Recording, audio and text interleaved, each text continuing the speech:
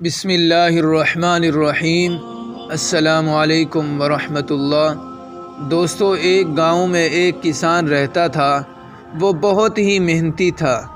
وہ صبح سے شام تک کھیتوں میں کام کرتا تھا، کھیتوں کی مکمل پہرہ داری کرتا تھا تاکہ اس کو سالانہ فصل مل سکے اور وہ اپنا گھر اچھے طریقے سے چلا سکے۔ لیکن ایسا ہرگز نہ ہوتا۔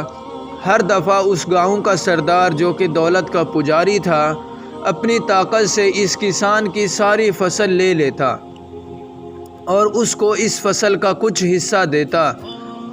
یہ سب اس کسان کے لیے بہت مشکل تھا۔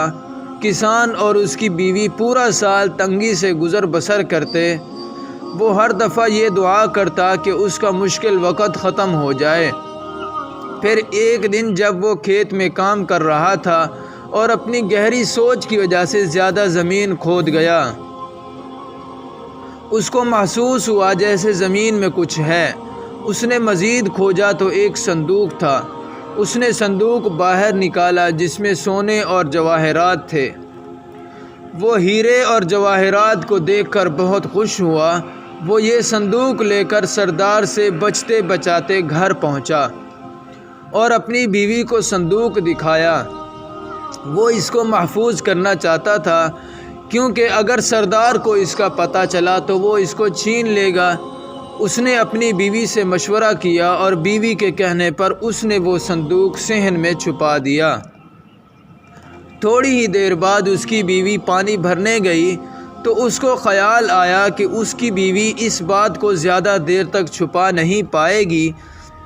ایسا کیا کروں کہ صندوق محفوظ رہے اور کسی کو اس بات کا علم بھی نہ ہو، کیونکہ اگر اس کی بیوی نے دوسری عورت کو بھی بتا دیا تو یہ بات سردار تک ضرور پہنچ جائے گی۔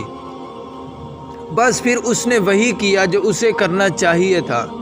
وہ ایک عقل مند انسان تھا اور اپنی بیوی کو بنا بتائے وہ صندوق صحن سے نکالا اور گھر سے باہر خفیہ جگہ پر دفن کر دیا۔ وہ اس وقت بالکل اکیلا تھا اور کسی کو بھی بتائے بغیر اس نے ایک خفیہ جگہ کو تلاش کر کے وہاں دفن کر دیا اور واپس آ گیا۔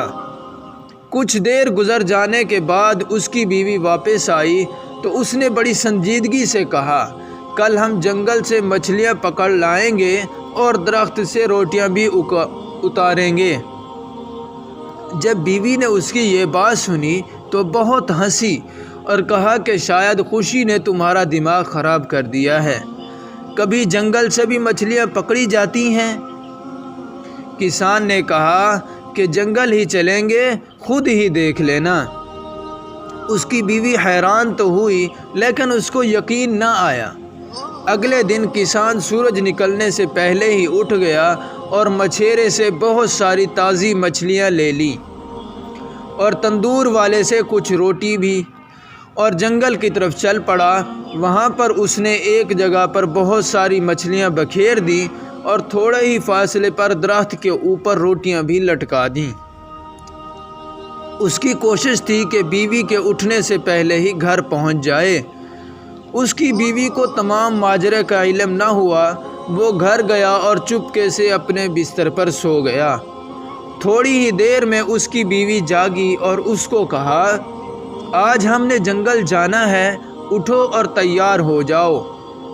کسان، جو کہ پہلے سے ہی تیار تھا، اٹھا اور اپنا کام ختم کر کے دونوں میاں بیوی جنگل کی طرف چل پڑے۔ اس کی بیوی جلدی سے وہاں پہنچنا چاہتی تھی تاکہ اس بات کو جان سکے کہ اس کا شوہر اس سے مذاق کر رہا ہے۔ جب وہ جنگل پہنچی تو حیران رہ گئی کہ وہاں زمین پر ہر طرف مچھلیاں ہی مچھلیاں تھیں۔ اس نے تمام مچھلیاں ٹوکری میں ڈال دیں اور ہی دل میں خوش ہوئی، کیونکہ پہلے جواہرات سے بھرا صندوق، پھر یہ مچھلیاں جو کہ زمین پر موجود تھیں، کو دریا کے نکالنی بھی نہیں پڑی۔ اس نے خوشی سے اپنے شوہر کو یہ بتایا کہ روٹیاں بھی لگی ہوئی ہیں۔ بیوی نے وہ روٹیاں بھی اتاریں اور گھر کی طرف روانہ ہو گئے۔ راستے میں وہ اپنے شوہر سے پوچھتی رہی کہ روٹیاں کہاں سے آئی ہوں گی۔ کسان دل ہی دل میں ہنس رہا تھا اور اس کو بتایا کہ یہ روٹیاں بارش کے ساتھ آتی ہیں، مطلب روٹیوں کی بارش ہوتی ہے، کچھ روٹیاں درخت میں اٹک جاتی ہیں۔ خیر کسان اور اس کی بیوی دونوں بہت خوش تھے، ان کے حالات پہلے سے بہتر ہو رہے تھے، اب وہ زیادہ اچھا کھاتے اور بہتر پہنتے۔ ابھی کچھ ہی دن گزرے تھے کہ کسان کی بیوی کی ملاقات ایک عورت سے ہوئی جو کہ اس کے ساتھ اکثر اوقات پانی بھرنے جاتی تھی۔ باتوں باتوں میں کسان کی بیوی نے اس عورت کو بتایا کہ اس کے شوہر کو ہیرے کا صندوق ملا ہے جس میں بہت خزانہ ہے۔ کیونکہ وہ خوش تھی تو اس نے سب بتا دیا۔